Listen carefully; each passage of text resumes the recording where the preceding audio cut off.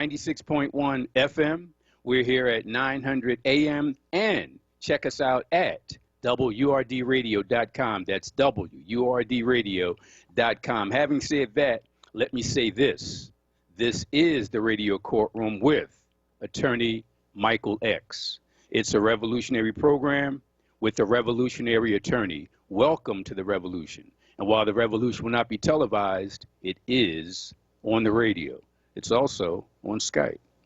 Now, when we say the Radio Courtroom, we mean just that, courtroom, but not exclusively courtroom. It is primarily courtroom stuff, but it's not exclusively courtroom stuff because in addition to criminal law and civil law and tax law and administrative law and family law and estates law and parking law and all other types of law, we also discuss things that don't pertain directly to the law. For example, cultural stuff and political stuff and historical stuff and current events, all for you. And if you want to participate in our discussions, in our debates, you can do so. All you have to do is go to WRD 96.1 FM, that's WRD 96.1 FM and WRD 900 AM. But if you want to hear us with crystal clear reception here, there, and everywhere, from Philadelphia to the Philippines and back, all you got to do is go to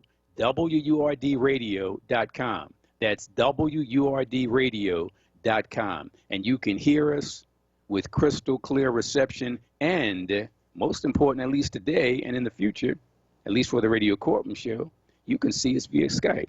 So if you want to hear Michael X, and if you want to see Denzel Washington, all you got to do is go to WURDradio.com. By the way, those who want to join in the conversation, you can do so. The numbers are 215-634-8065. That's 215-634-8065. Toll free, 866-361-0900. That's 866-361-0900. And as you know, at the beginning of every show, we do a verbal libation. And the verbal libation is just that. It's where the ancestors say to me before the show, hey, Michael X, we love what you do, and we want you to talk about what made it possible for you to do what you do as an attorney, as an activist, and as a host here at WURD. And the way I was able to do all that is because the ancestors laid the foundation. So in honor of those who laid that foundation, I do a verbal libation. By the way, today is May 17, 2020. So in addition to me talking about the stuff we're going to talk about today on the Radio Courtroom, I got to start with the verbal libation. By the way, those of you who understand or have watched the show before, you know that, watched the show or listened to the show before, you understand that what we do is we talk about an event, an organization, an individual who did something on a particular day. And today being May 17, we go back in time to May 17, 1838. May 17, 1838. That means exactly 182 years ago. That's exactly 182 years ago. Something of major importance happened. And let me just read this to you because, again, this is part of our verbal libation. And when black folks get together, we do what we came to do, but we also acknowledge those who made it possible for us to do what we do. And what we're doing today is, obviously, the Radio Courtroom show. And an example of those who laid the foundation, it happened again 182 years ago on May 17, 1838. Right here in Philadelphia.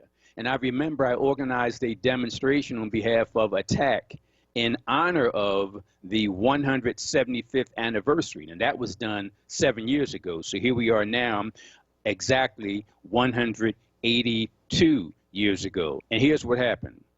Exactly 182 years ago on May 17, 1838, at 6th and Ray Street, 2 blocks from the President's House / Slave Memorial, right here in Philadelphia, that Pennsylvania Hall was burned to the ground by thuggish racists. This historic hall was opened by the Pennsylvania Anti-Slavery Society just 3 days earlier. So we're talking about May 17, 1838, but 3 days before that, which would have been May 14, it was burned down to the ground after having just been opened. Here's the background. More than 3,000 black and white abolitionists had attended a full-day dedication events just 24 hours previously when they were confronted by racists who broke into Pennsylvania Hall and savagely destroyed everything in sight. Then they went from widespread vandalism to gleeful arson. When firemen arrived, the fires had spread throughout the entire building. The so-called firefighters didn't do much anyway, except for spraying nearby structures while ignoring Abolition Hall. And the few dedicated firemen who did the right thing by trying to save the hall were maliciously soaked by water cannon from their mob-supporting fellow firefighters. So think about that.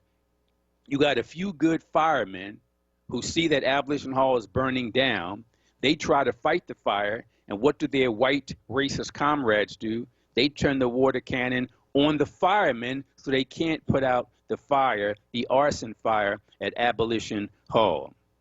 But the racist rioting wasn't over yet. It continued during the following days with the heartlessly cruel arson attack on and incineration of the shelter for colored orphans at 13th and Callowhill. So let me just stop there for a second.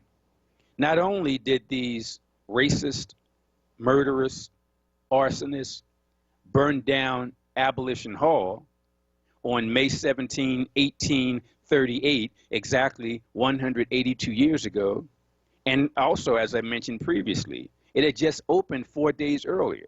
So not only did they come in on May 17, 1838 and burned it down, they didn't stop there. They traveled several blocks up to 13th and Callowhill, because remember, they're actually at 6th and Race. So Callowhill is what, a block or two north? Then they had to travel 7 blocks west, and they get to 13th and Callowhill. Why? Because they know the shelter for colored orphans was located there. And they engaged in gleeful arson, and they burned it down.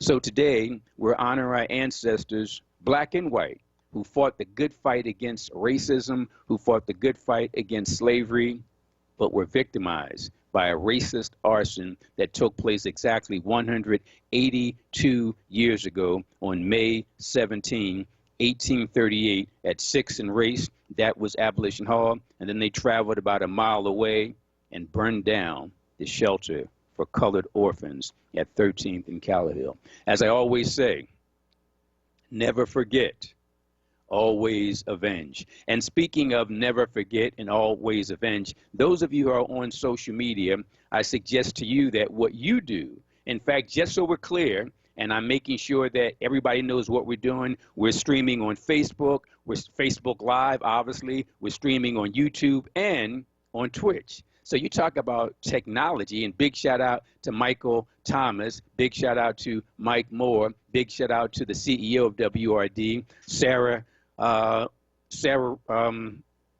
In fact, let me see it because I'm getting a message from Mike. Okay, Mike, he lets me know. I'm actually streaming on Facebook. He confirmed that, streaming on YouTube and streaming on Twitch. And once again, big shout out to Michael Thomas, big shout out to Mike Moore, and big shout out to Sarah Lomax Reese, the CEO of WRD. And I really appreciate what Michael Thomas is doing, because I don't know anything about technology, nothing at all. So I'm actually taking instructions from him while the show was going on. He's giving me a heads up. And then our producer extraordinaire, Mike Moore, in the studio was doing his thing. So it looks like, and it sounds like, I know what the hell I'm doing, but believe me, I don't. If I didn't have this cell phone with these marching instructions from Mike Moore and from Michael Thomas, and if it wasn't for the foresight, the technological foresight of CEO of WRD, Sarah Lomax Reese, I wouldn't be able to do what I'm doing. So big shout out to all of them and everybody at WRD. Again, we're streaming on Facebook Live, streaming on YouTube, and on Twitch. And I'm acting like I know what Twitch is, but really I have no idea what Twitch is. But if Michael Thomas is telling me we're there, if Mike Moore is telling me we're there, we are there. So spread the word, folks. Let them know they can hear us. Crystal clear reception, WRD 96.1 FM. They can hear us at WRD 900 AM.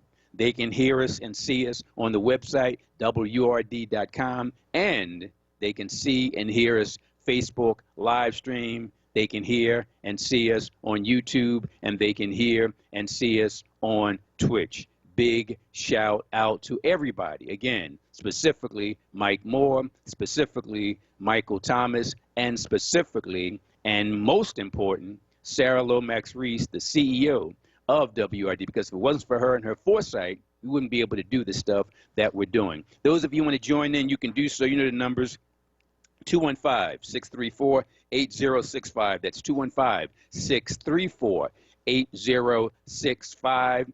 And ask any questions, make any comments, because it's kind of sort of an open forum, but not really. And what I mean by that is this. We're going to take our commercial break in about 30 seconds. But check out what I posted on my social media pages, on Facebook, on Twitter, on Instagram. Now, remember, we're talking about anything and everything you want to talk about. You have questions about the law, please contact us. You want to make some comments about political stuff, cultural stuff, current events, you're welcome to do that. But what I'm going to try to focus on, first of all, first and foremost to you, but this is what I posted on social media. Tune in to the Radio Courtroom Show, hosted by attorney Michael X, and join in the provocative discussion / debate regarding the following topic. Now, check out today's topic. It's a question. What exactly should we do to be proactive in protecting the lives of innocent people like Ahmaud Arbery and many others? Once again, the question, what exactly should we do to be proactive in protecting the lives of innocent people like Ahmaud Arbery and many others? And this is tied to my article in this Sunday's Tribune. And I posed that same question, but in addition to posing that question, I also include a quote from Frederick Douglass. And the quote goes like this: "A man's rights rest in 3 boxes: the ballot box, the jury box, and the cartridge box." What did Frederick Douglass mean by that? We'll find out when we come back. WRD 96.1 FM.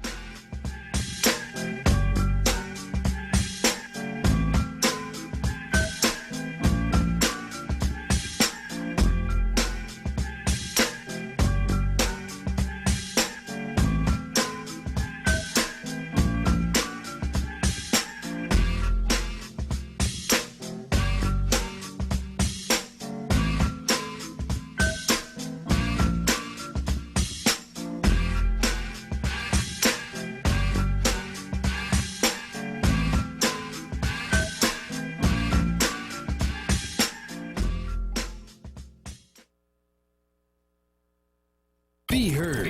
Want another way to join the conversation? Follow us on social media using the hashtag #OnWord. Be heard. Stay connected to Word Radio. Independent Black Media. Dietz & Watson has been making premium meats and artisan cheeses for over 80 years. And when it comes to stacking sandwiches and party platters, they've got something for everyone in the family, like maple honey turkey breast, American cheese, buffalo chicken, and more. So get to your local deli and taste 4 generations of family recipes. With Dietz & Watson on the table, you'll have everyone coming back for seconds and thirds. Dietz & Watson, it's a family thing since 1939. This is Dr. Maurice Henderson, President of the National Men of Color Association, asking for your support of the House of Umoja's Fathers Literacy Initiative campaign. Read to lead. Call today, 215-473-5873. It's the faith of our fathers. Go to www.houseofumoja.net. We need your support. And while the revolution will not be televised, it is on the radio. I believe in unions because if you look at the history of this country, things we take for granted, 40-hour work week, minimum wage, overtime, health care benefits. This is not for the naive, the faint of heart, or the timid.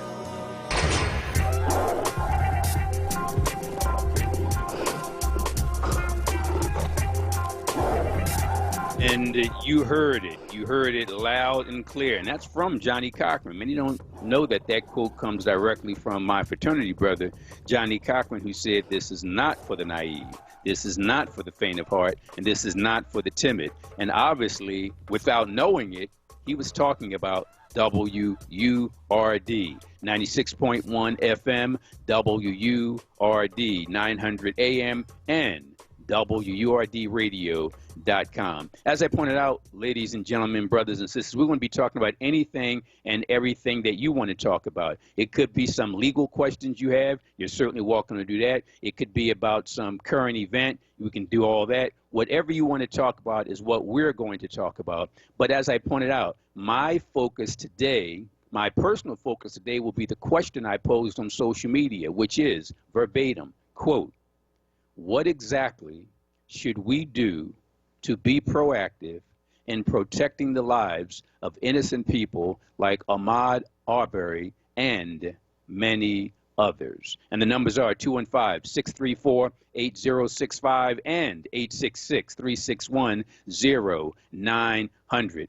By the way, as I pointed out earlier, we are here with you discussing a whole bunch of stuff that's important. And not only are we discussing it as we normally do, at least here on the Radio Courtroom show, and you can hear me loud and clear on the radio, WURD 96.1 FM and WRD 900 AM, but thanks to producer extraordinaire Mike Moore, thanks to chief engineer Michael Thomas, and certainly thanks to WRD's CEO Sarah Lomax Reese, we're streaming Radio Courtroom show, Facebook Live, YouTube, and Twitch.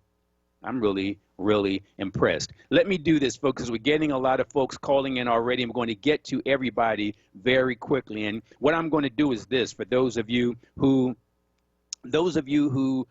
call on a regular basis, I got to tell you what I started doing several months ago. And the analogy I give is this. I'm like an usher at a movie theater. And every now and then the usher steps outside to see what's going on. So I stepped outside and I see that there's 100 people in line to come in to see the movie. But I noticed that the first 40 or 50, they were here at the movies last week. And they were here at the movies last month. And then the 30 or 40 or 50 in the back, they've never seen the movie. They've never been here. So because those in the front of the line I know have seen the movie several times over the past week, over the past couple weeks, over the past month, I'm trying to be equitable. And equitable means I got to see who has not seen the movie, because we only got 100 seats inside. So since we only got 100 seats inside, as the usher, I come out, I look at the people in the back, person number 83 and person number 87 and person number 92 and person number 95. None of them have seen the movie before. But the first 30, 40, or 50, they've seen it several times. So I'm going to let all 100 into the movie theater. But I'm going to go toward the back and pull out the people who have not seen it yet and then give them front row seats. So those of you who are regular callers or have called a couple times or last month or couple months, I'm going to get to you. You're going to see the movie. However, I got to let the people in first who have not seen the movie. So I'm going through a list of names of folks who have already called in, and we're going to get to all of them. But it's not so much first come, first served. It's rarely coming, first served. So if you rarely come to see this movie, then you're going to be first served. But if you've been here several times, we'll get to you. But of course, you'll have to wait to those who haven't seen it yet.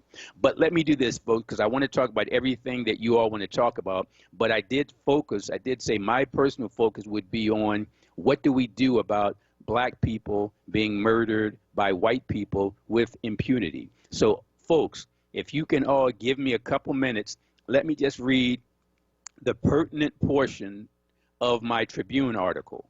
And it goes like this. And by the way, I always say, or used to say to folks, hey, if you want to see this Tribune article, there's 3 ways to get it. First, go out to your local store, pick it up. Don't do that. As important as the Tribune is to me, it's not an essential product. So don't go out. And I'm going to tell you all that if you think that the pandemic has ended, and you want to go out to the beach or the hair salon or the nail salon, then you're an idiot. You're an idiot. Not only are you a suicidal idiot who's going to kill yourself, you're potentially a murderous idiot. Correction, a mass murderous idiot who's going to kill us all, because the COVID-19 doesn't give a damn about your hair, about your nails, about you wanting to go outside and socialize at the club or the bar or the restaurant, whatever. So you can do that. You can do that suicidal thing, but stay away from me, because COVID-19 does not care about your hair, your nails, or anything. And I respect COVID-19. I respect it not like I respect my parents. I respect it like I respect that pit bull foaming at the mouth and glaring at me.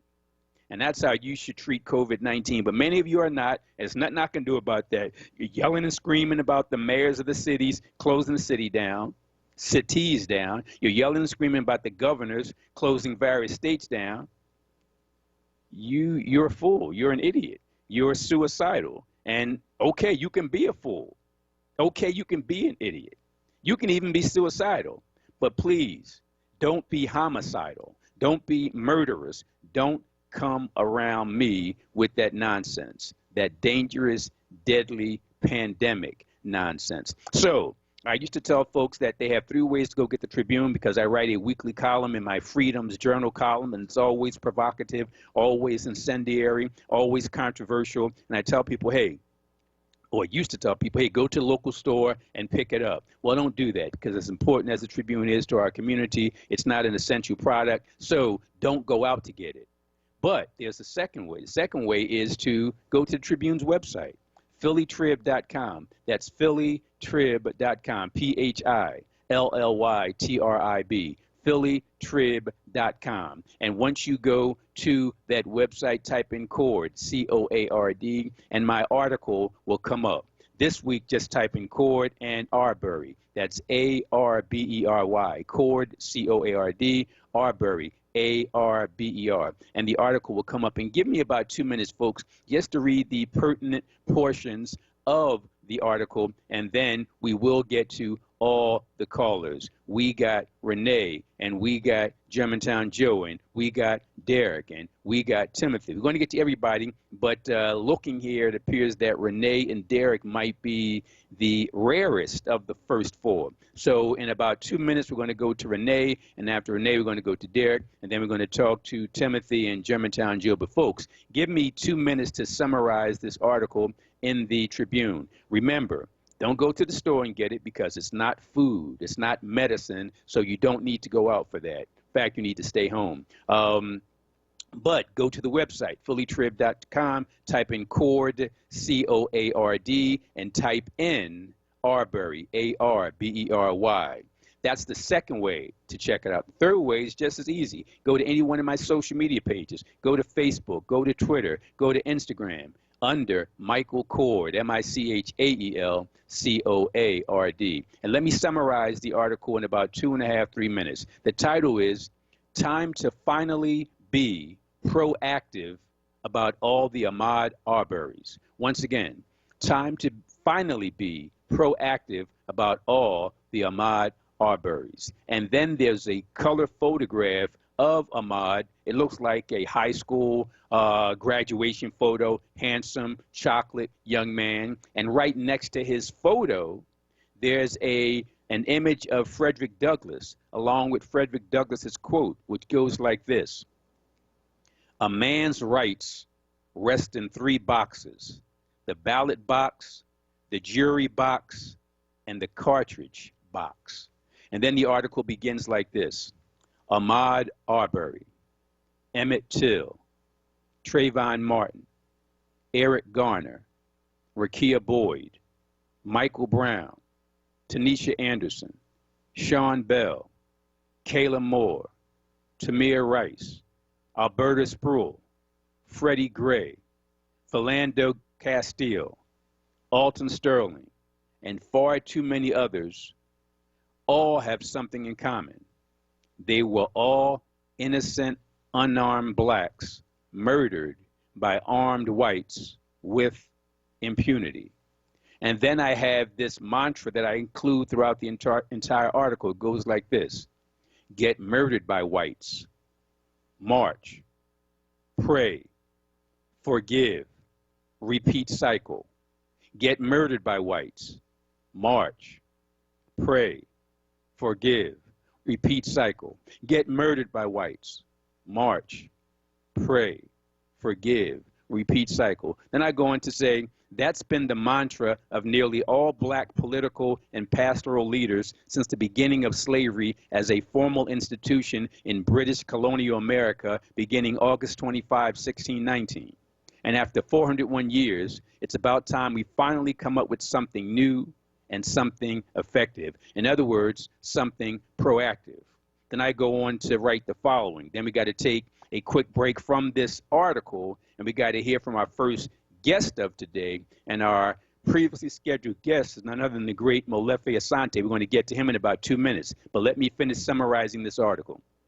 I then go on to say, despite the cowardice at most, or docility at best, of our so-called black leadership, there have been numerous instances of cultural courage by black folks, starting, for example, 308 years ago with arguably, the first orchestrated and documented revolt against brutal racist oppression. It's known as the New York Slave Revolt of 1712, and initially involved 23 enslaved blacks, but increased to as many as 100 armed with all kinds of weapons, including guns. That was the New York Slave Revolt of 1712. That historic rebellion laid the foundation for the fearless revolutionary abolitionist actions of Cato in 1739, the New York conspirators in 1741, Gabriel Prosser in 1800, Charles Deslandes in 1811, Denmark Vesey in 1822, Nat Turner in 1831, John Brown in 1859, and many others leading up to the armed black Union soldiers who, after finally being permitted to fight in 1863, turned the tide toward victory in the final 2 years of the 1861-1865 Civil War.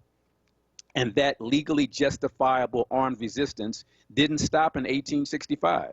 The Deacons for Defense and Justice, co-founded by Minister Frederick Kirkpatrick, continued it in 1964 in Jonesboro, Louisiana, to protect civil rights activists. Think about that.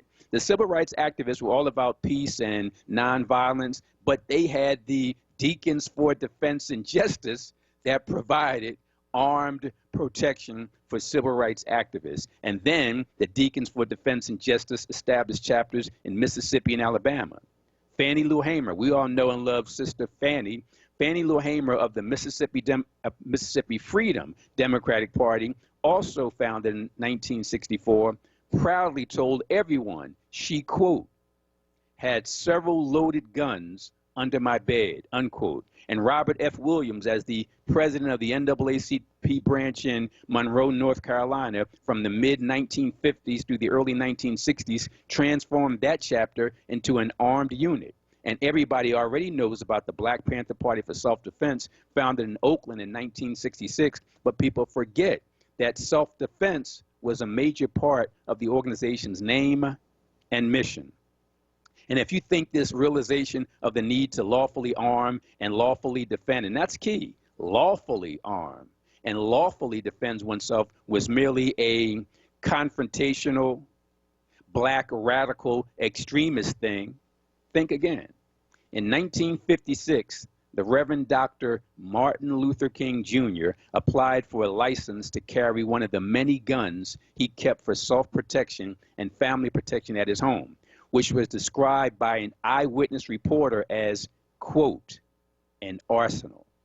Now, there's much more I want to get into, especially what is it that Frederick Douglass meant when he said a man's rights rest in 3 boxes: the ballot box, the jury box, in the cartridge box. We got a great message from the great Dr. Molefi Asante, but we don't want to interrupt him, so let's do this. We're going to take a quick commercial break. When we come back, we're going to start with Dr. Molefi Asante, who has some important information to share with the WRD audience. We'll be right back.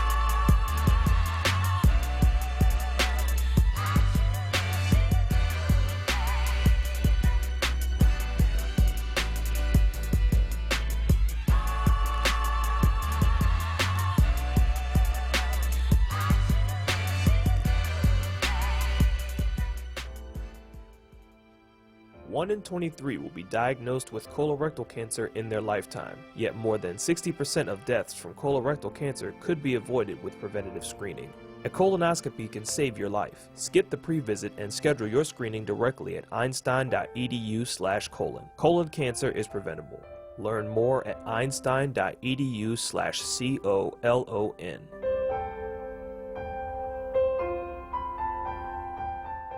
In Pennsylvania, everyone counts, and everyone needs to participate in the census. Our population count determines our voice in government and how much federal funding our communities receive for health care, food assistance, education, transportation, housing, and more.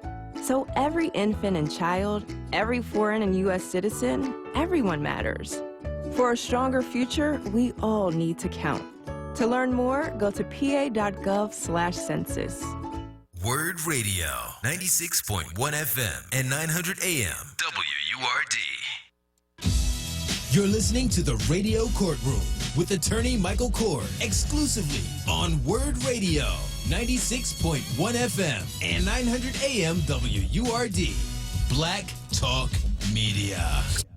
Like the man just said, this is WRD, Black Talk Media. And as the man is about to say, that man being Dr. Molefi Asante, he's going to provide us with some important information, because I know folks are missing what was going on at the Molefi K. Asante Institute, and they need to know what is still going on, because the powerful message does not stop. Without further ado, our friend, Dr. Molefi Asante. How are you today, sir? Hey, thank you very much, Attorney Michael Coard.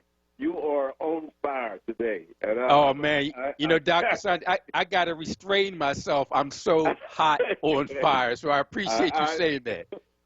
I know exactly what you mean. I mean, we've been demonstrating and exercising self-defense in many areas, even before there was United States of America, even before the Declaration of Independence, as you pointed out, in New York City. We were still defending our rights. And I think that black people have forgotten that it's legitimate for us to be able to have self-defense. That's simple as that. Thing. Absolutely. We should not be shot down in the streets, huddled in a corner. And Dr. Asante, when you say we shouldn't be shot down the street, that sounds like a general statement people make where, hey, they're shooting people down the street. But literally, that's what happened. He was shot down in the street. That's not hyperbole. It actually happened just like that. Yes, and I'm upset about those police officers in Louisville, Kentucky, who went into the home of a sister while she was sleeping. And they didn't have any police uniforms on and shot her several times. Absolutely. And then they want to charge her with attacking the police.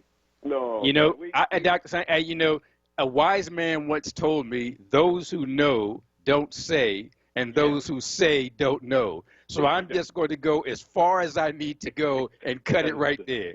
I love you, brother. I appreciate you so much. And thank you for having me to give an announcement to people, I hope they get a pencil, because a pen, because the Institute, what we've decided to do was to do Zoom meetings. And for people who don't know, I know this is a challenging time for a lot of people in our community, but it's a very simple thing. If you go to Google and get Zoom, Z-O-O-M, and you just open up Zoom, and you go in fact, Dr. Asante, before you go on, I want to give you some more time, because I'm so glad you started saying what you said the way you did, because when you throw out stuff like Zoom and Facebook live stream and Skype, people get nervous. They really get nervous. But tell folks, Dr. Asante, how it's so easy and why they shouldn't be nervous. Yes, absolutely. And not only should they not be nervous, and in fact, we've just got our family members. My wife and I have just been working to get many of our family members with this, because it's important. And it also allows us to be in communication with each other. So don't worry. Don't get scared about it. I mean, it's a very simple process. But if you go to Zoom.com, they will ask you for, do you want to join a meeting? Each meeting has a identification number. It's called an ID number. Okay. And I want to give people the ID number Please. for the lecture that's going on at 4 o'clock today. At 4 o'clock today, when you go on Zoom, it will ask you, when you click on Zoom, it will ask you, do you want to join a meeting? And of course you do. And so they're going to ask you for this number. And I'm going to give you the number. It's 920-3104-3134.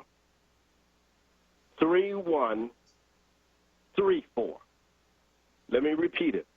It is 920-3104-3134.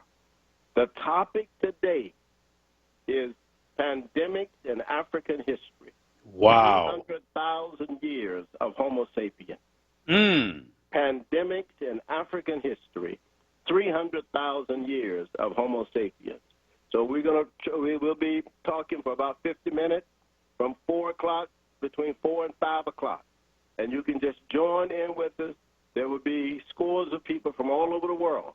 People from South Africa, Nigeria, England, Australia, even people have said they wanted to hear our lecture. So when Attorney Coard speaks at the Institute, we sometimes stream him. Yes, and yes. We stream him 2,000 people from all over the world. So that's what we want to do.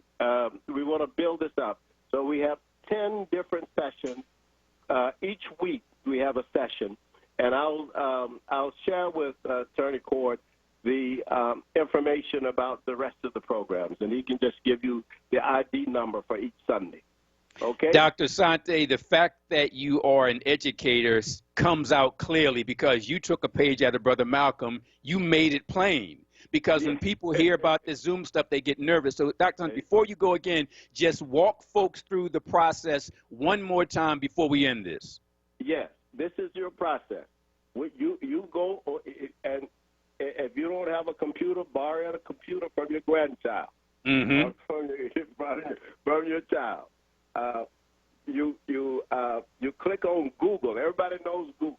Yep. You click on Google, but you put in Google, you put in Zoom, Z-O-O-M, and you click on it. And when it comes up, you click on it again, and it will take you to Zoom, and you put in, you click on Zoom, and Zoom will ask you, do you want to join a meeting, start a meeting, host a meeting, whatever. You want to join a meeting.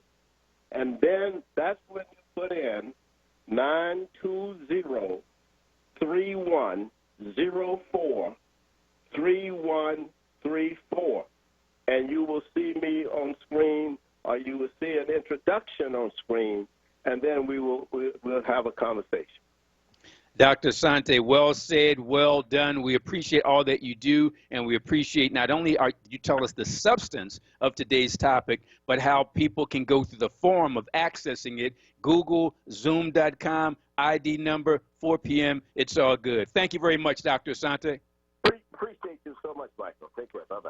All right. That was our own Dr. Molefi Asante. We appreciate him sharing time with us on such a valuable topic. When we come back, Renee, you're up first. Derek, you're up second. We're going to get to Germantown Joe. We're going to get to Timothy. We're going to get to everybody waiting patiently. But first, a break. WURD 96.1 FM.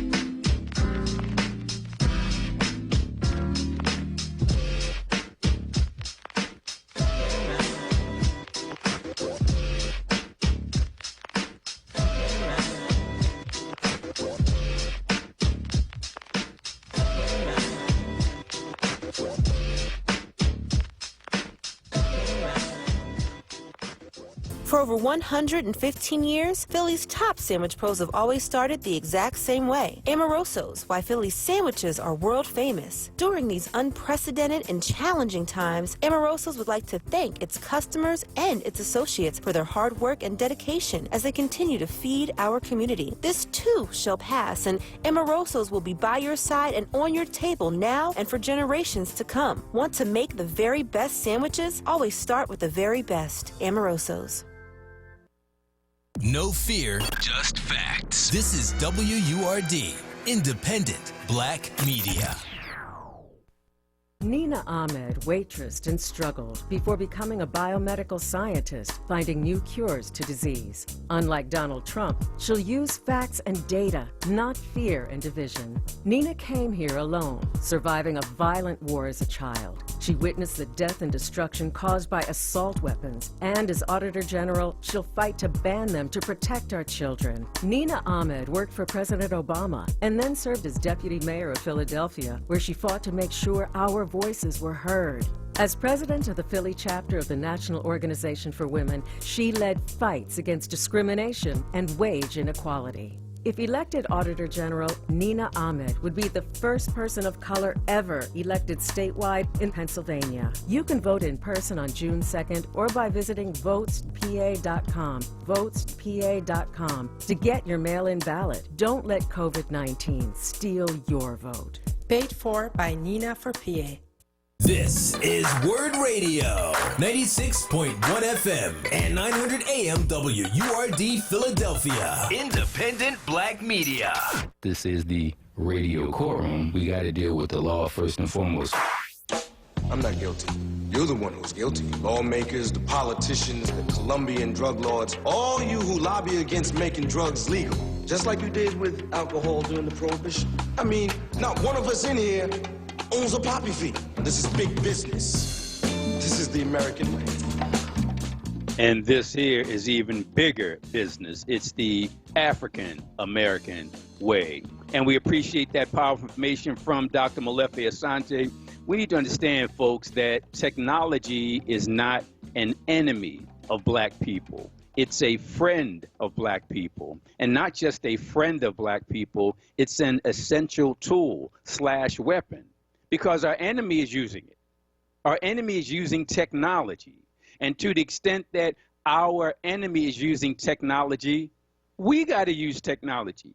And I know what I'm talking about because when it comes to technology, I get very nervous. I mean, I was like the last person to go from a typewriter to a word processor, and then a word processor to a big computer, and then from a big computer to a laptop, and then from a laptop to a cell phone. So you got to drag me kicking and screaming, at least up until several years ago when it came to technology, because I was intimidated by it. And I already told you how even today with today's show, With today's show, we're doing it WRD 96.1 FM, as we always do. WRD 900 AM, as we always do. WRDradio.com on the website, as we always do. But for my show, now we're doing the streaming on Facebook Live. Now we're doing the streaming on Skype. Now we're doing the streaming on YouTube and on Twitch. I mean, when our chief engineer or chief operator, Michael Thomas, said, hey, Michael X, we got to do this stuff since you're going to be doing the show from home, I started shaking in my boots like, what? I don't know anything about a mixer and the headsets and the keyboards and all that kind of stuff. I have no idea. But the chief operator at WRD, Michael Thomas, took his time, walked me through it, is texting me if I have any questions, and it's all good. And then our producer extraordinaire, young Mike Moore, he's texting me information, a heads up. So they've walked me through it. And everybody who's about my age, a little younger, a little older, you've got nephews and nieces, and you got grandsons and granddaughters, and you got neighbors and friends, and you got young people that can walk you through it. And even better, once you get access to a computer, a desktop, or once you get access to a laptop, or once you get access to an iPad, or once you get access to a smartphone, and everybody got smartphones, the information is already there. Like, for example, you heard Dr. Asante telling you about the Zoom teleconference, or I should say Zoom audio and teleconference, video conference he's having today. So with that Zoom video conference that Dr. Asante is having, you probably thought, wow, he's talking that Zoom technology stuff. I can't do that. I'm 40 years old. I'm 50 years old. I'm 60 or 70, and that's young people stuff. They got to be teenagers. Well, to a certain extent, that's true, because I know even with my iPhone, I had to learn from my Temple University undergrad students how to do X, Y, and Z. So it's young people that tell you basic stuff about technology. It's a young person's thing, people in their late teens and early 20s. So you got a grandson or granddaughter, or a niece or a nephew, or a neighbor that's in that range, age range, late teens, early 20s, like the students at Temple helped me. But even if you don't worry about it, because you can go to any computer and just go to YouTube. And YouTube teaches everything. Just go to YouTube and type in, how do you do Zoom? Or how do you do Skype? And it'll walk you through it. So just remember that when it comes to black people in America, we've been at war since 1619. Correction. We've been victims of war since 1619. We got to start to fight back. And you fight back with ammunition. And the ammunition that's more important than any other ammunition is information. And where do you get that information? You get it from the internet. Now, don't get me wrong, there's a lot of garbage and trash out there, but if you sift through the garbage and trash, you'll be armed with the information that you need. So again, folks, check out Dr. Asante's Zoom video conference at 4 p.m. today. You might say, well, how do I do it? Just get on your computer, whether it's a desktop or a laptop or an iPad or a smartphone, and just type in, go to Google, and once you go to Google, type in Zoom, and then it'll take you to zoom.com, and then zoom.com will walk you through the process, how to set up an account, and once you do that, you can just go to anything that anybody's doing when they invite you. And Dr. Asante made it easy for you, because once you go to zoom.com and then follow those proper steps, they'll ask you for an ID number. And once you type in the ID number at 4 o'clock, you'll be sitting in front of your computer as if you're sitting inside the Molefi Asante Institute. And by the way, those of you who already have the Zoom stuff set up, make sure at 4 p.m. you type in ID number 920-310-43134. Once again, I know you still got your pens and pads out because Dr. Asante asked you to. It is 920-310-43134. What's the topic? Pandemics in African history. 300,000 years of Homo sapien existence on the planet. Folks, you got to check it out. Now, we got callers who want to get in, and I want to get back to my topic about what is it that we as black folks can do to be proactive to avoid the murder of innocent black people minding their business, walking down the street, or in their bed, as Dr. Asante just told us about, or walking around in their house with their nephew playing video games at 2 o'clock in the morning and a gunshot from a white person outside to the inside killing. I mean, that thing's going on. So I want to talk more about it because it's in my article, but we got to get to our callers, because as important as it is for me to talk about the topic that I want to talk about, it's even more important to hear what you all want to talk about. So we're going to go to Renee first. We're going to go to Derek second. We're going to go to Germantown Joe third. Line 2, Renee, I hope you're still with us. Yes. Hello, Michael X. Thank you for your services in WRG staff. I'm still talking about, I'm the one that had called and asked you about that you trust the test for the COVID-19. And I'm going to let you go on, Renee, but I didn't recognize your name because I would have let you in to see the movie, but as the usher, I had to put you toward the back because we got a couple people who haven't called in at least 2 or 3 months. So I wanted to get to them first, but since we got you, I don't want to interrupt you. Please continue. Okay, so I'm just running across a lot of people that have a lot of skepticism towards if they come out with a vaccine or the testing. Black and white, all different races have skepticism, about, the test or the vaccine. So the thing is, I know your response was like, if rich white people want it, that's what you want, and about the experts and, And let me say this, Renee, I'm going to let you say the final word, but I changed my mind, and very rarely do I change my mind based on stuff that I disagree with. I normally would change my mind on something if somebody has a better, stronger argument. I'll back off. And I'm going to give you a chance to respond, Renee, but I just want to say this. I am no longer telling black people or anybody else what they should do about their health based on my research. My research comes from the Lancet, it comes from Harvard, it comes from established medical facilities, and based on that, I trust that. So I've been telling people what the immunologists are saying, what the disease experts are saying. And I've been talking about that on the radio. I've been talking about it on social media. And I got to tell you, Renee, people have been coming back at me saying, well, I don't trust this doctor, and I don't trust that doctor, and I'm not going to get this vaccine. So I just finally said, to hell with it.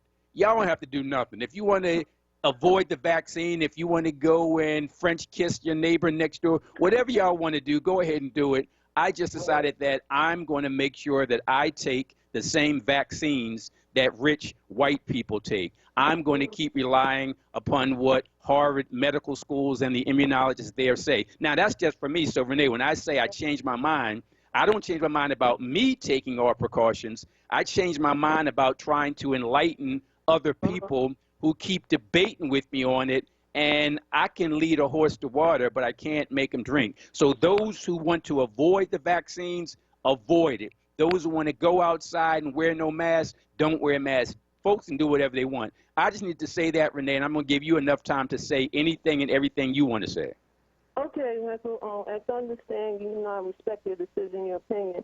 A lot of things, there's a lot of rich white people that don't even trust it, believe it or not, have skepticism about it as well.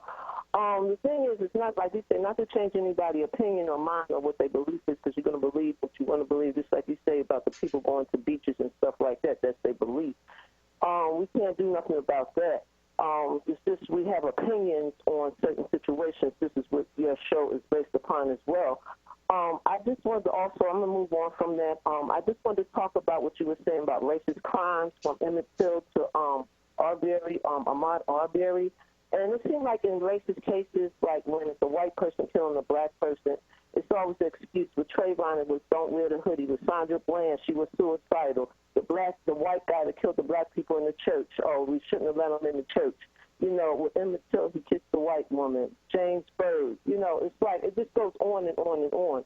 So my thing is, I think that we should, as black people, we need to get together and try to make new laws, sterner laws for racial crimes. I don't know how we would go about that. I don't know whether we could just get together, write up a petition to the Supreme Court, But I believe it needs to be a new law, a more sterner law for racial crimes. And stop making excuses like they just had a raid where they killed a black first responder. They said it was a blotch raid. It was another case recently where they broke into this white sheriff, had his white mob, broke into the house where they thought it was a girl kidnapped. So it's like every time something happens to us where a white racist crime, they have a reason or excuse. So that's my opinion on that, what we could do as people, not only black people, but other people that's against it as well. Well said, Renee. Thank you very much. We appreciate that call. We appreciate that information, and we're going to get to everybody else so we can get to their calls. And by the way, I apologize to the first-time callers or the rare callers, because I did tell you all at the very beginning of the show I was going to go to the back of the line and pull you out of the back and bring you up to the front because you haven't had a chance to see the movie. In this case, the movie is this radio courtroom show. And once I started talking to Renee, I realized that I did have her on either last week or the week before or both of those weeks, and that's unfair to the other people. And I'm going to get to everybody, and if I don't remember and I call on somebody who's been on for the last couple of weeks, I sincerely apologize. I got to keep better track of it on my end. But again, I just want to follow up on what I said to Renee. I am a student of science, and what I mean by science is proven educational, academic, scholarly information. So if Einstein says E equal mc squared, if Galileo says that the earth is round, if we go back even farther than them and see the great architectural work of Imhotep and some of the great ancient Africans and what they did with astronomy, and they talk about the alignment of the planets in the universe, I'm relying upon what they say because they're scholars. They're experts in the field. When I see somebody come along and all they have is a social media platform and start to give their opinion, I'm not moved by that, especially when they don't have any credentials. And I'm not saying that you got to have a PhD in microbiology in order for me to listen to you, but you got to have more than access to YouTube for me to listen to you. And if you're talking and don't have those credentials, you got to tell me where you got this from. Don't tell me your opinion, because opinions are like behinds. Everybody got one, and most of them stink. I want more than an opinion, because an opinion is basically about what you believe, what you think. That's what an opinion is. That's why I don't talk about my opinions. I talk about my positions. And my positions come from this scholar, from that academic, from that resource. And I'm not talking about just white people, quite the contrary. I'm talking about black scholars, but more important, I'm talking about African-centered scholars. Because when we talk about science, when we talk about archaeology, when we talk about math, when we talk about medicine, we're talking about the ancient African scholars. And then the white boys came later and picked up on that. And you got to understand that, and that's why I said 2 or 3 weeks ago that when it comes to vaccines and precautions, I'm looking for what rich white people are doing. Why? Because rich white people get the benefit of everything in America. So if rich, for example, I mean, I don't want to name the supermarket, but there's a big name supermarket that has vegan stuff, it has vegetarian stuff, it has organic stuff, and it has good quality stuff. And I go to that supermarket, but I don't see Raheem from North Philly in that supermarket. I don't see Jamal from North Philly in that supermarket. I see the judges who I argue cases in front of. I see the elected officials who serve in office. I see wealthy CEOs in that store. So what does that tell you? And then when I go to my old neighborhood in North Philly near 20th and York, and I see these corner stores selling all this sugary poison, I'm like, why don't they sell that sugary poison in this supermarket I go to?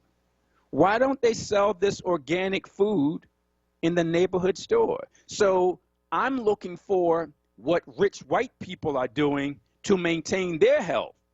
And I'm inclined to do that. Why? Because it's logical to do that. It makes sense. If they're rich and white, they're going to have access to the best food and the best medicine and the best doctors and the best facilities. Is that right? Not only is it not right, it's completely wrong. So what I'm saying is that black people, to the extent that we can have a revolution, our revolution is not to get the garbage they got at the 20th and York Street Poppy store. Our revolution is to take over that supermarket that I go to and give it to the masses, and go to the hospitals that those people go to and see the doctors that those people see and get the medicines that those people see and get the education that they get from the Harvards and from the Yales and from the Princetons, not from some guy who's on YouTube talking about his opinion. I couldn't care less about that. Anyway, I got hyped. I admit it. Let me calm down.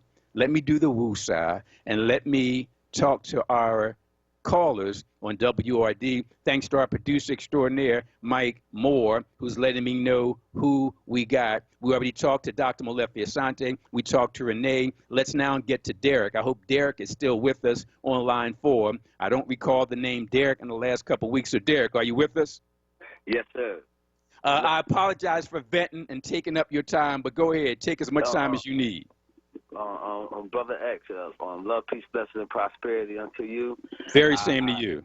I appreciate you and Dr. Asante, because not only are y'all for all people as far as nationality, races go, but y'all are for all people, including the unwanted and underprivileged.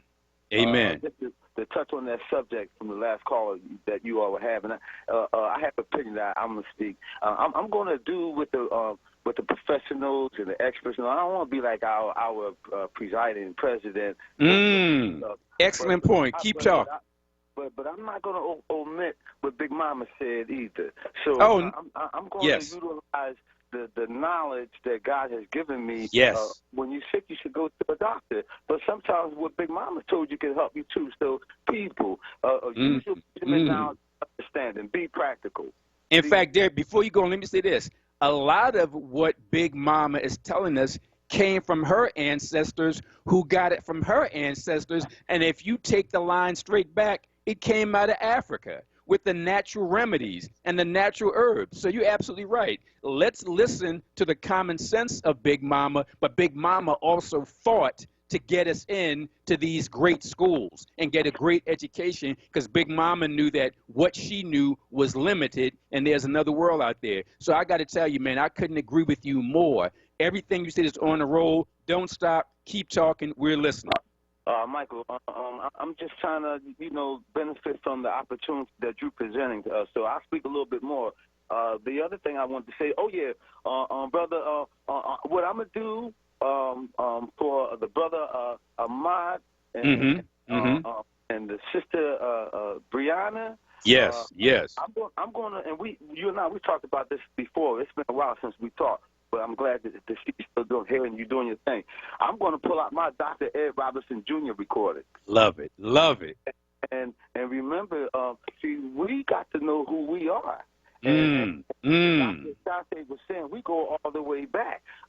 We are people look up Dr. Ed Robinson Jr. And then we could talk some more. The other thing, brother, is take your time. Take your time. Michael, God bless you. Like I said, when I say love, peace, blessings, and prosperity, that's just not just something that's coming out of my mouth. It's coming out of my spirit, out of my heart. Yes. That's what I want for you, brother. You and your bloodline. Y'all go. I appreciate that, Derek. Thanks for your comments. Thanks for your call. We certainly appreciate you. And please don't be a stranger. We appreciate the call from Brother Derek. We appreciate the call from Sister Renee. We certainly appreciate the information that was shared with us from Dr. Asante. And before we get to Germantown Joe, because I know he got something important to share, please, folks, get access to Zoom so you can check out Dr. Asante today and every Sunday at the Molefi K. Asante Institute. So talk to your children. Talk to your grandchildren, because they know all this stuff about technology, and say, hey, what's this Zoom stuff that Dr. Molefi Asante was talking about? What's that Zoom stuff that attorney Michael X was talking about? And trust me, your grandchildren, your children, your nieces, your nephews, the teenagers who live next door, all that, they'll walk you through it, and it's very, very easy. How do I know? Because when it comes to technology, I'm a complete disaster. I don't know anything. That's why I keep checking my phone for WRD's chief operator, Michael Thomas. I keep checking my phone for our great producer extraordinaire, Mike Moore, because they're telling me, hey, Mike, do this, do that. If they weren't telling me, if my young students at Temple University weren't telling me, I wouldn't know. But I can follow instructions, and you all can follow instructions. So contact the young person. Find out what the Zoom thing is about. It's very easy to set up. And then when Dr. Asante comes on every Sunday at 4 p.m. in connection with the Molefi K. Asante Institute, you can check them out, like today. Once you get the whole Zoom thing set up, what you'll be able to do at 4 p.m., once you type in the numbers, they're going to ask you for an ID number, 920-310-43134. Once again, because I know you're just scrambling to get your pens and pads, ID number for the Zoom video conference by Dr. Molefi Asante today, 920-310-43134. You can go to zoom.com. That site will walk you through it.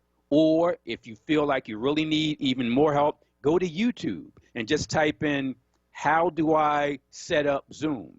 And on YouTube, they'll walk you through it. So plan B is go to zoom.com, see what they say. Plan C is to go to YouTube and type in, how do I do this Zoom thing? But plan A, the first plan is talk to your grandson, talk to your granddaughter, talk to your son, talk to your daughter, talk to your niece, talk to your nephew, and then you'll have the weapons you need. Because trust me, our enemies know all this stuff. If you could see the vicious, racist hate that is spewed on social media, you would think that these social media sites and these web pages are modern-day versions of the Klan. And they are. So if the Klan got a weapon and trying to kill you with information, you need your weapon to fight back and to lawfully defend yourself. We're going to go to our next caller. Eventually, I'm going to get back to my Tribune article, and everybody can say anything they want to say, but I'm no longer ever again debating people about what they should do about vaccines. I'm no longer debating people about what they should do about this COVID-19. I thought I was doing a community service on WRD. I thought I was doing a community service on social media because I was getting information from the Lancet. I was getting information from Harvard Medical School. I was getting information from Dr. Fauci.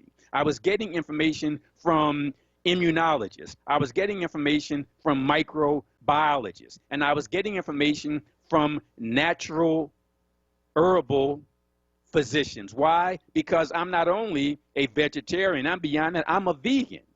In fact, you can't see it because I'm sitting down, but I'm such a hardcore vegan that I don't even wear leather anymore.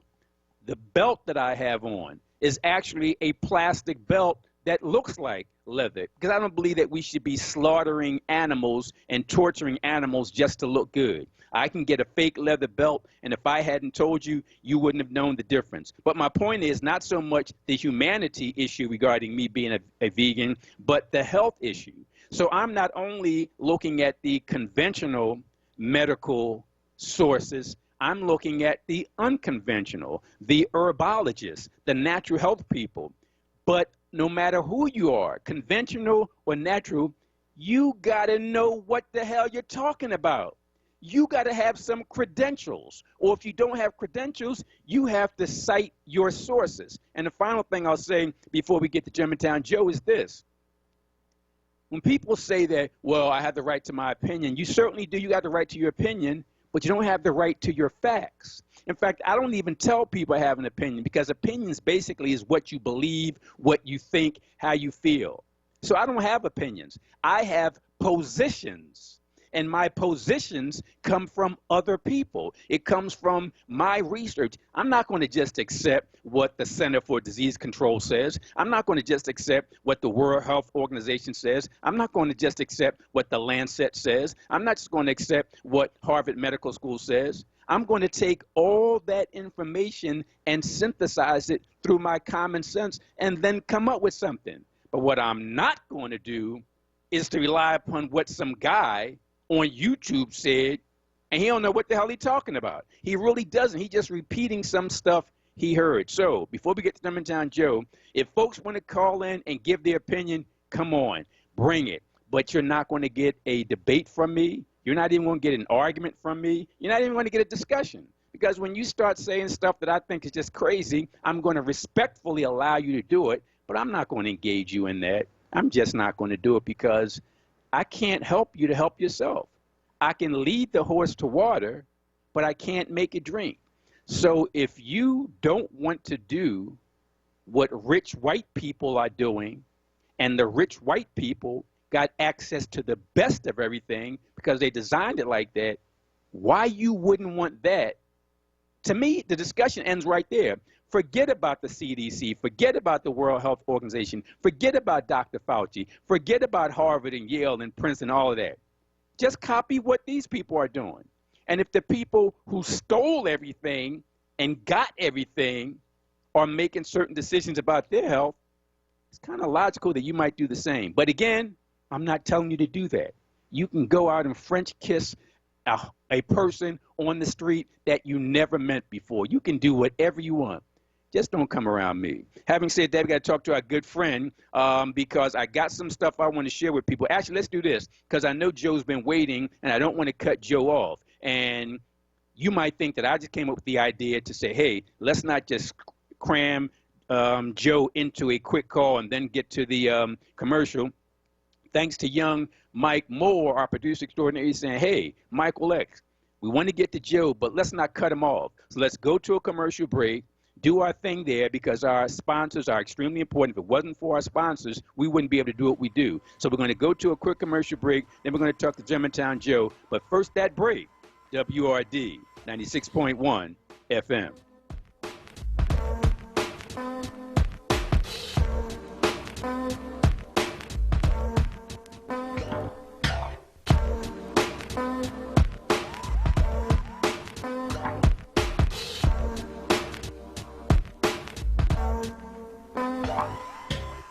Support independent black media and join the Forward movement now at 215-425-7875 or visit wordradio.com. Right now, nurses are on the front lines, delivering direct care to those fighting the virus, supporting patients isolated from family members, implementing telehealth into their practices, and providing leadership of hospital systems and public health agencies. You can let nurses know you care with a message of gratitude by using the hashtag #GratitudeForNurses on Twitter and Instagram, or by posting a message at 2020nurseandmidwife.org.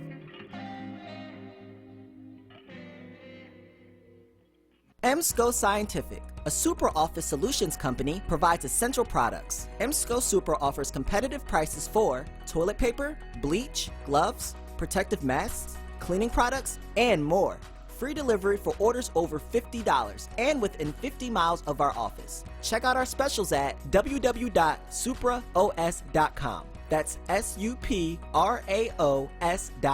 Call 267-275-8888. Thank you. It's a revolutionary program with a revolutionary lawyer. Welcome to the revolution.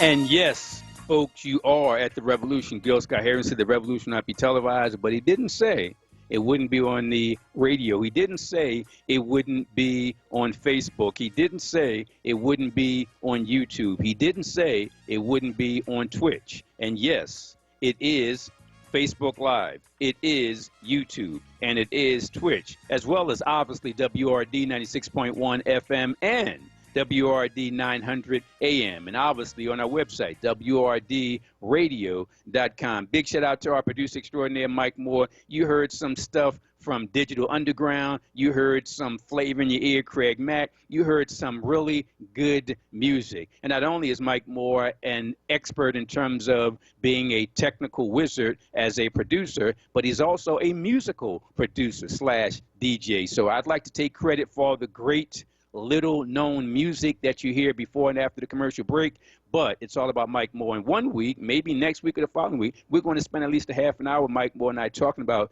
good music and garbage music. And that's really important. Yeah, that's going to be the topic, good music and garbage music.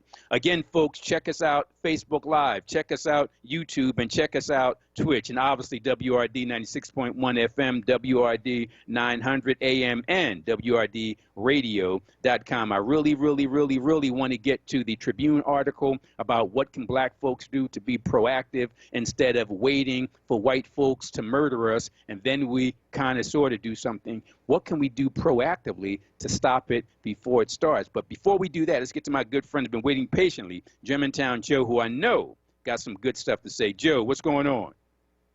Good afternoon, Brother Mike, and to your extraordinary Mike Moore. How y'all brothers doing today? Both doing well. All praise be to Allah. You know, Brother Mike, before I talk about Brother Arbery and Sister Brianna, you know, Mike, I know what supermarket you're talking about, Mike, and I try to go to that market as much as I can, Mike, because I love that market. It's pricey, but you can't put a price tag on your health. Simple as that. Simple as that. Simple as that, brother. I know exactly what market you're talking about. And I wish we had more of those markets in our community as opposed to some of the others. And that's what I said, Germantown Joe. I said that when the revolution comes, we take in those supermarket and we bringing them to 52nd Market. We bringing them to 20th of York. We bringing them to the hood. And we're going to give them those poppy stores in the neighborhood. Let them eat that garbage. I couldn't agree with you more, Mike. And, Mike, before I talk about Brother Arbery and Bill Cosby, let me say real quick, you know, Mike, you about the young people, you're right, because this person goes, a good friend of mine, I remember several years ago, her daughter, at the time, she was about maybe 9 or 10, she taught me how to play dominoes. I didn't know how to play dominoes, Mike. I was clueless. She said, Mr. Joe, I didn't know how to play dominoes. I looked at her cross, and I said, man, I'm going to get out of here. And 9 years old. Right, and Brother Mike, she knew she played like a pro. She's so good, Mike. She could be the dose. She could win money off the dose. That's how good she is. She taught me how to play dominoes. And my niece, like you said, with the phone, I'll be the first to tell you, Brother Mike. I didn't know nothing about operating the cell phone as far as all the different things. My niece taught me how to do it. Yes, so for some reason, and you know, not only are children smart, Brother Joe, but they grew up on this. This is not something that they had to reach back and learn, just like we learned ABCs and 1, 2, 3. They learned that from the time they can walk and talk. So it's kind of like ingrained in them. Keep talking, man. Yes, Mike. Exactly. And like you say, brother, it comes so natural for them, man. It's like amazing, man. But Mike, before on Bill Cosby real quick, Mike, I think last year or year before, that was like, I forgot the timeline. You made a good point, Mike, and it resonated with me. You said, Brother Joe, and you said to the list over there, he says, the radio courtroom list on, he said, Bill Cosby, he wished right now he had some Muhammad and some I love it. I love it.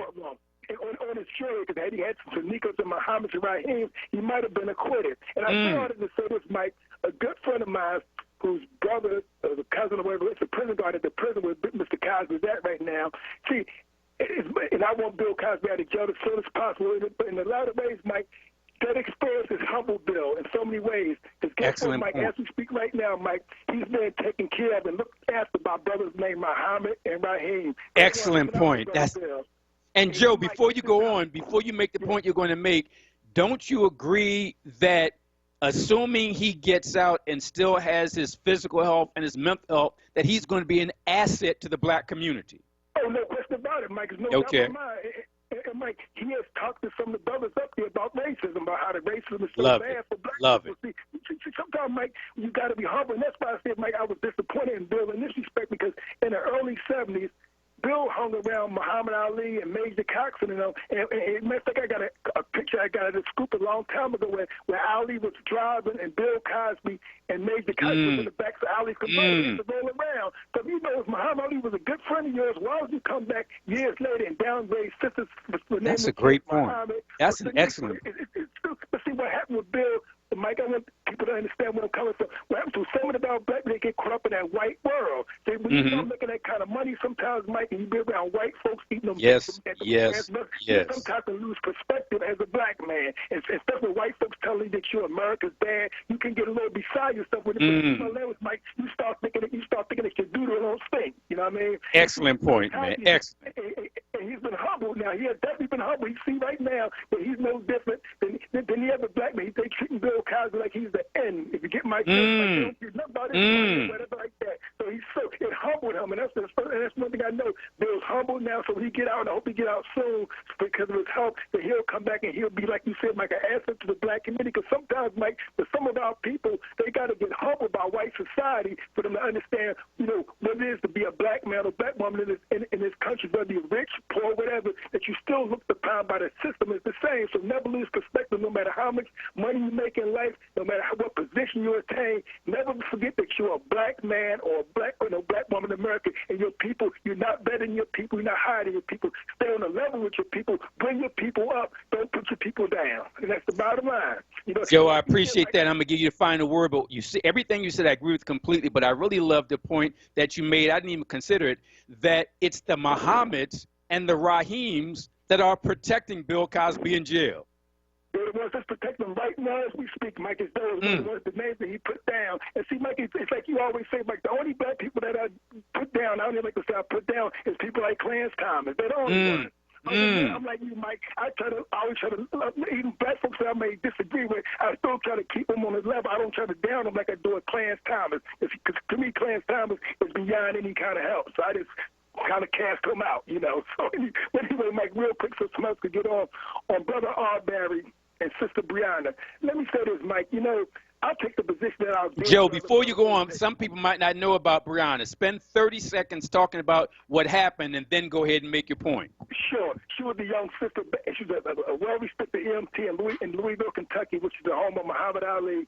On March the 13th, her and her boyfriend was in our apartment in Louisville, Kentucky, and these police, they came in without any uniforms on, plain clothes, didn't announce who they was. They got this no-knock rule in Kentucky. They just came in, bulldozed the door open, and her boyfriend figured it was burglars or home invasion. He got his gun and shot at them, and they responded by shooting in the house I don't know how many times, and Brianna was struck 8 times, and she died. She got murdered in such a brutal way, and all she was doing, her and her boyfriend was in their house, where they supposed to be in their own house, apartment, and they got gunned down by these racist, bigoted, brutal Louisville police officers who came in, like I said, unannounced, without any kind of uniform on, and didn't even let anybody, they didn't even announce who they was. And that's pretty much on the short version. Okay. That's what happened, Mike. All right. Appreciate that. Go ahead, Joe. Make your point. So anyway, Mike, I'll take the position that our dear friend, Brother Mo, takes. If we're not in a position to pull out a trigger and do not at least have conscious spending and stuff, you got Memorial Day. You got Memorial Day coming up in another few weeks. Black folks, please, I know I'm probably talking against the wall. Do your very best. Don't go to these white stores and whatever markets if you can and get yourself with a house. Because I know some of y'all going to cook the swine anyway. If you can, I'm not encouraging black folks to get no pork ribs or whatever. So if you're going to get them, try your best to try to find a black man or woman or store that's selling pork ribs. Get it from them. Don't go to these white malls or white places and make these white folks rich, the main ones that support racist law enforcement that murder and brutalize our people. Try to go to some kind of black place. And you can go, you might have to drive out of your way a little bit. Do what you have to do to make sure you don't put no money in white folks' hands and stuff. And then after the money, you got the 4th of July, then you got Yes. Same thing. Try to go to some, if you're going to support these holidays, try to go to a black businesses and spend your money. Stop, like Dr. King said, like Mo said. Dr. King said near the end of his life, he says, we're going to boycott Siltest milk, we're going to boycott Wonder Bread for their racism. So we, in other words, Mike, we have to start having conscious spending. Spend your money and stuff. Spend your money with white racists that's going to support brutal law enforcement, do that to our people. That's the least, like Brother Mo said, that's the least we can do, man. If we can't do nothing else, Mike, do that. And at the same time, brothers like yourself, Mike, Benjamin Trump, and others, they can start getting laws in place, Mike. These racist law enforcement officers do this kind of stuff. But we got to do 2 things. advocate with people like you and Benjamin Crump and others to get laws with some teeth in them that punish these brutal police officers, and at the same time have conscious spending, stop spending your money with white racists that will support white racist police officers that kill and brutalize our people. And that's pretty much what I have to say, Mike, and thanks for your time, bro. Hey, thank you not only for your time, but thank you for sharing that powerful information. In fact, we want to thank Germantown Joe. We want to thank Derek. We want to thank Renee. Certainly want to thank Dr. Asante. And folks, it looks like I won't be able to get any more callers. I do have to squeeze in Brother Timothy because I still haven't finished my Tribune article, and that was supposed to be the topic of today's discussion. But as I said, it's the callers who count most important. So I want to go to them. But our last caller today, before we shut down at 1 o'clock, will be Timothy, and then I got to get back to my topic. Timothy, are you still with us? Yes, sir, brother. I don't mind waiting. Go ahead. Go ahead. We can hear you. I said, I don't mind waiting in line. You make the rules. Appreciate that, man. Appreciate that. What's going on today? All right, man, with you. Listen, some rules I don't follow, but I'm going to follow yours. But listen. Very well said. How can we help you, or how can you help us? Let me tell you something, Michael. You said, what should we do?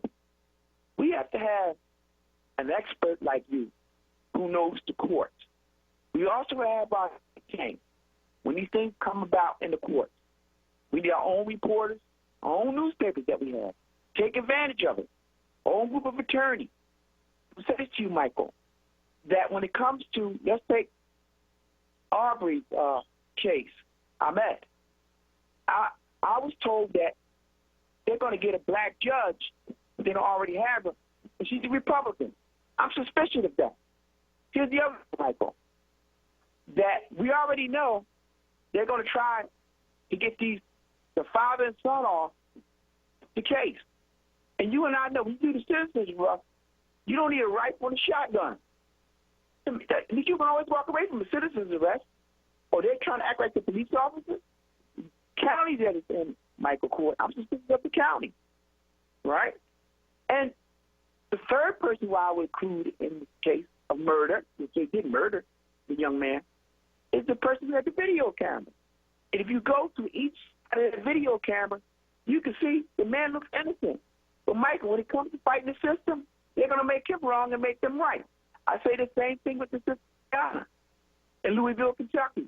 We got to have our own reporters, our own activists on the outside, our own think tank with all the things that we need and all the money we can get. I'll tell you one thing before I go, Michael. Jay-Z wrote a letter. You got to read it, open letter. And Alicia Keys about this case. Pull it up and read it. You got to have people like that on board. Because, Michael, they're going to try to railroad us. And when they railroad him, they railroad me and you.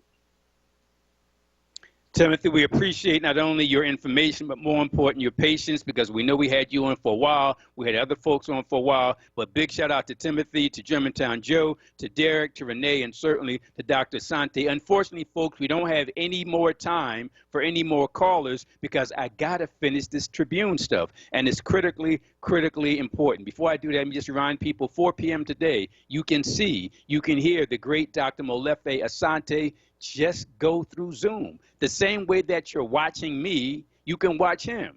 The same way you're listening to me, you can listen to him. All you got to do is go to a desktop computer or a laptop computer or an iPad, or even more conveniently, just a regular smartphone, and go to Google and type in Zoom. And you'll go to the Zoom page, and the Zoom page will walk you through how you set up an account and how you access Zoom video conferences. If you think that's a little too complicated, a little too difficult, don't worry about it. And that's plan B. The plan B is to go through Zoom. Then there's plan C. That's go to YouTube and just type in, how do I do this Zoom thing? How do I set up the Zoom video conferencing? And YouTube has thousands of pages to show you how you can figure out the process. That's plan C. Now remember, the best one is plan A. Plan A is your grandson. Plan A is your granddaughter. Plan A is what we're talking about, contacting your grandson, granddaughter, but not just them as part of plan A. There's your niece, there's your nephew, there's your son, there's your daughter, there's some young neighbor. I'm not saying that they have to be between the ages of 12 and 25, but that's pretty much the demographic when it comes to this technology. As I said to Germantown Joe, these young people were born on this, especially raised on this, especially the ones in their early teens. They were born into this, so it's easy for them. And you need to know this because the enemy knows it, and the enemy is using it as a weapon against you. You got to fight back. And we come back, we're going to talk about how you can fight back, not only with technology, but I'm going to finish my article in the Tribune entitled, Time to Finally Be Proactive About All the Ahmaud Arbery's. And at the beginning of the article, I have a photograph of young, handsome Ahmaud Arbery. Looks like a high school graduation photo. And right next to that, there's an image of the great Frederick Douglass with the following quote: "A man's rights rest in 3 boxes: the ballot box, the jury box, and the cartridge box." What does that mean? We'll find out. But first a break. WRD 96.1 FM.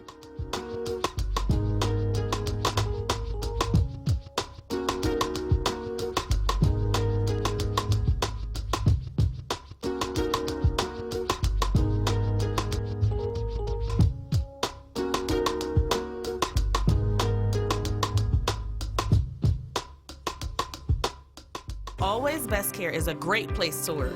Flexibility, leadership, purpose, great benefits. There's never a dull moment. Diversity, inclusion, compasión.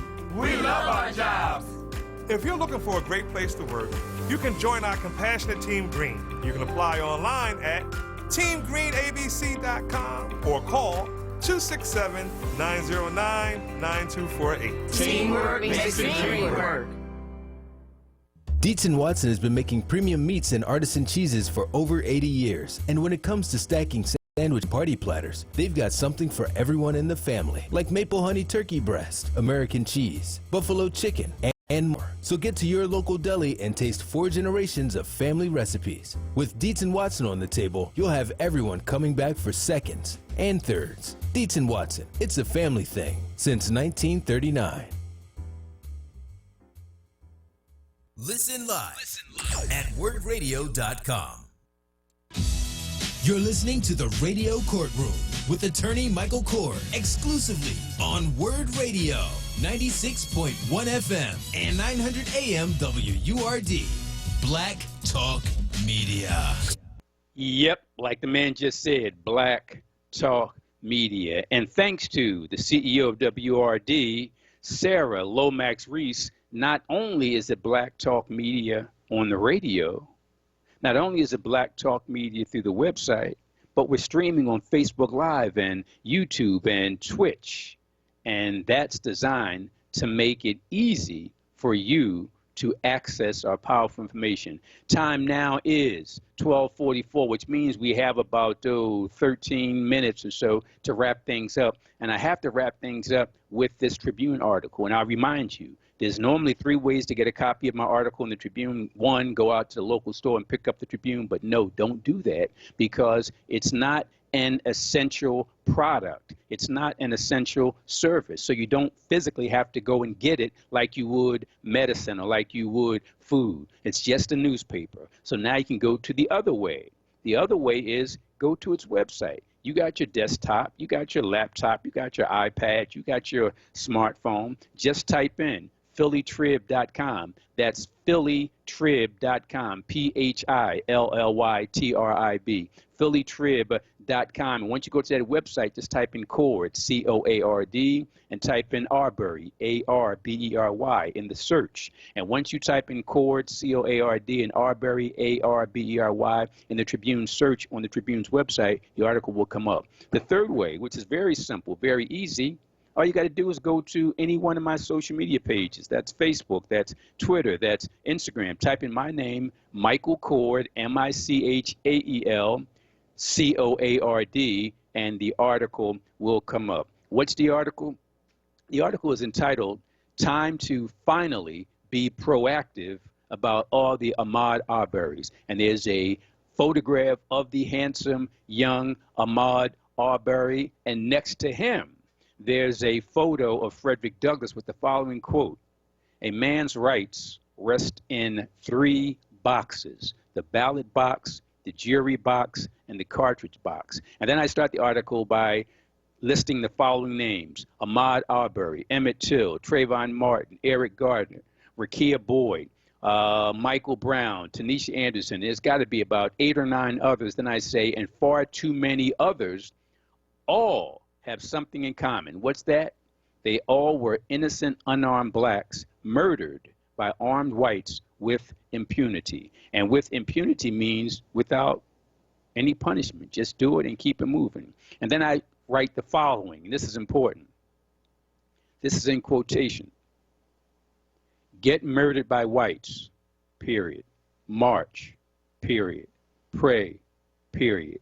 Forgive, period. Repeat cycle, period." And I write that again. Get murdered by whites, march, pray, forgive, repeat cycle. I write it again. Get murdered by whites, march, pray, forgive, repeat cycle. Then I say, this has been the mantra of nearly all black political and pastoral leaders since the beginning of slavery as a formal institution in British colonial America beginning August 25, 1619. Then I add, after 401 years from 1619, it's about time we finally come up with something new and something effective. In other words, something proactive. Then I write the following. I'm only going to read the pertinent portions because I don't want to read the entire article to you. We only have about 10 minutes left.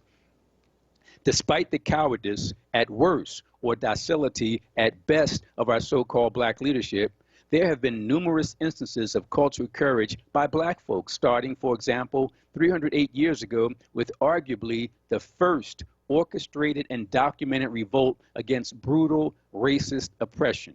It's known as the New York Slave Revolt of 1712 and initially involved 23 enslaved blacks, but increased to as many as 100 armed with all kinds of weapons, including guns.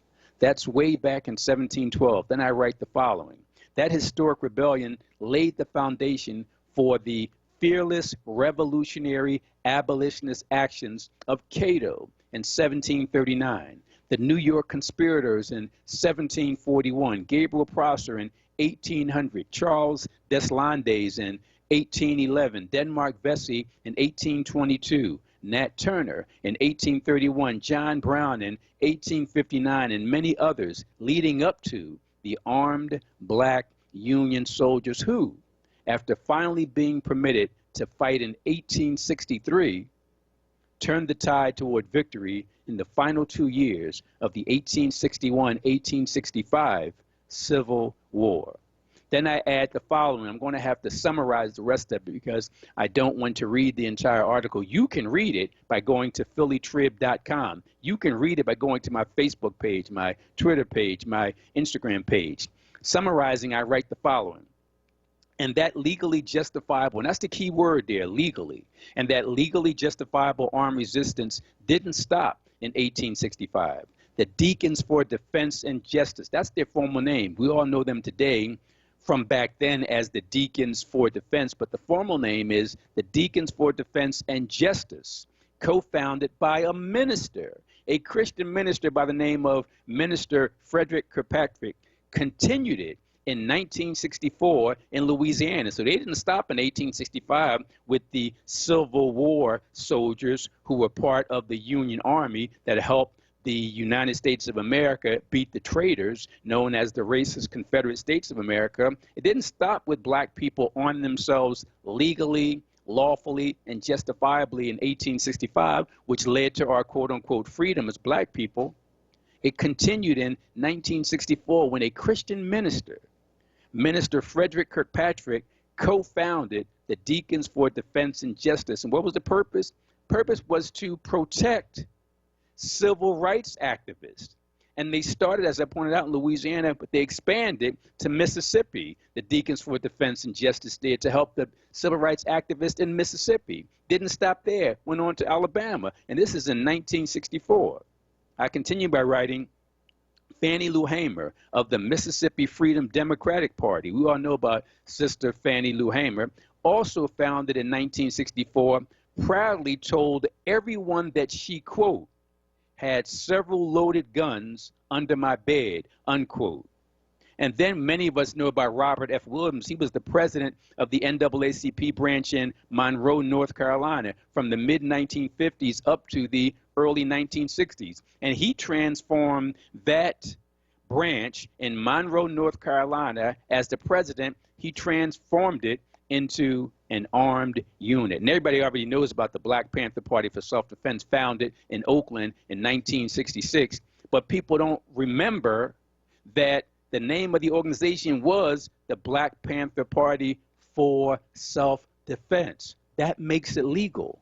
That makes it lawful. That makes it justifiable. And I go on to write the following. And if you think this realization of the need to lawfully arm and lawfully defend oneself was merely a confrontational and incendiary and extremist black radical thing, think again. In 1965, the peace-loving Reverend Dr. Martin Luther King Jr. applied for a license to carry one of the many guns he kept for self-protection and family protection at his home, which was described by an eyewitness reporter as, quote, an arsenal. A reporter, a black reporter in King's house was like, wow, my God, look at all these guns Dr. King got. And it's the same Dr. King who was trying to get a license from the local police authorities to carry some of those guns around. But they declined. Think about that. Why did these white law enforcement officials deny Dr. King a license to carry a gun legally? Because they knew that it was necessary. And they knew that King was being attacked. And they didn't want him to be protected. Then I go on to write the following. And we're going to break this up or end this in about 4 minutes. Now let's get back to Brother Ahmaud Arbery. I'm enraged about his murder for several reasons. Actually, enraged is an understatement. I'm actually furious. I'm livid. I'm incensed. I'm apoplectic. And here's why. The two white conspiratorial murderers in Centilla Shores, Georgia, carrying a shotgun and a .357 Magnum handgun premeditatedly, and this is important, they premeditatedly, which means they planned to stalk Arbery and did stalk Arbery like predators sadistically and gleefully hunting an animal for sport. With the shotgun wielder firing 3 times, hitting Arbery twice, causing 2 chest wounds and 1 hand wound from the 2 shots that ultimately resulted in his death. The Waycross District Attorney, guy by the name of George Barnhill, after viewing the video of the graphic and gruesome murder involving 2 armed white men and 1 unarmed black man, exonerated the killers by writing a letter. I don't want to get into details. The letter would take too much time, but you can read it when you read the article. Basically, the letter said that these 2 white guys had a legal right to kill an unarmed black guy. And then he went through the details why he thought that was true. You're going to be sickened when you read how this white DA, guy by the name of George Barnhill, saw the dead body, saw the guns owned by the killers, and saw the videotape, and then wrote a letter saying, it's all good, justifiable. But what many people don't know is that that same prosecutor is the father of a guy who worked in law enforcement with one of the killers. So the case was taken away from a white woman, DA, Jackie Johnson, who had connections to the killers. It then went to Barnhill, who had access to the killers. So it was taken away from him. And this is why voting matters. This is why I get so sick when black people tell me they don't vote. Because county judges are elected, so you got to vote.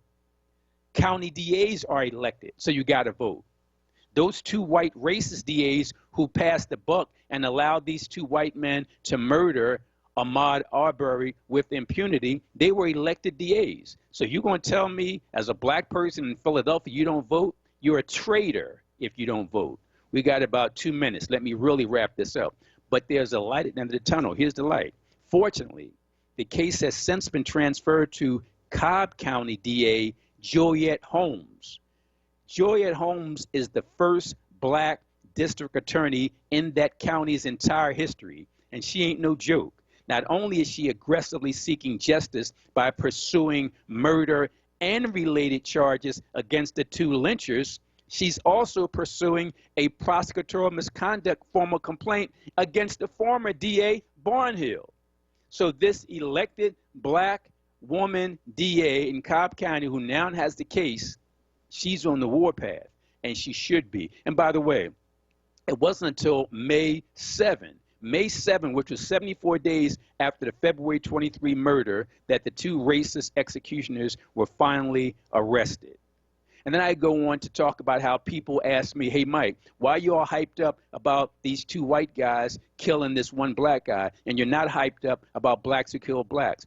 That's black on black crime. You should be fighting that. Well, first of all, black on black crime doesn't exist, because when white boys go into the white schools and shoot up white students, people don't call that white on white crime. When the Asian Latino gangs shoot and kill each other, they don't call that yellow on yellow crime. They don't call that brown on brown crime. So why do you have a name for black on black? Because you're racist or you're ignorant. And by the way, this is important, and people will be shocked to know this. There's more white on white crime amongst poor white people than there is amongst poor black people. All the stats are laid out in the article. And then I finally say this in the article, and this is how we wrap it up, and we're going to end the show with Ooh Child by the 5 Stair Steps in about 30 seconds. But let me just read the last part of my article. And please go get it, phillytrib.com. Read it on Facebook, Twitter, Instagram under Michael Coard, C-O-A-R-D. But I end the article like this. Get murdered by whites. March, pray, forgive, repeat cycle. Get murdered by whites. March, pray, forgive, repeat cycle. Get murdered by whites. March, pray, forgive, repeat cycle. Nah, I don't think so. Not anymore. Instead, as Frederick Douglass so profoundly stated, a man, and I might add, a man and a woman's rights rest in 3 boxes: the cartridge box, the jury box, and the ballot box. Then I point out that I've been a voter all my adult life. I've served on the jury before. And a few days ago, I finally joined the National African American Gun Association, which is the largest black gun rights organization in America. Thanks, Brother Frederick, for the advice. That ends today's show. We're going to wrap things up with the 5 Stair Steps, Ooh Child, and today's show, like I end every show. It goes like this. Think black. I'm out.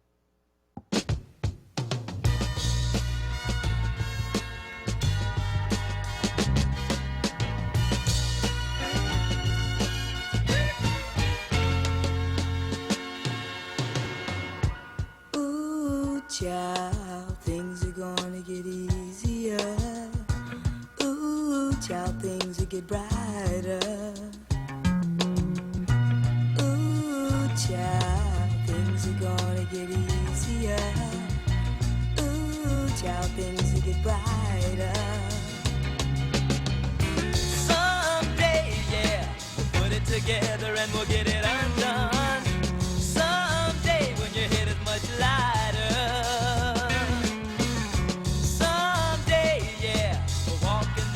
Of a beautiful sun. Someday when the world is much brighter. Ooh, child, things are gonna be easier. Ooh, child, things will be brighter. Ooh, child, things are gonna be easier. Ooh, child, things will be brighter.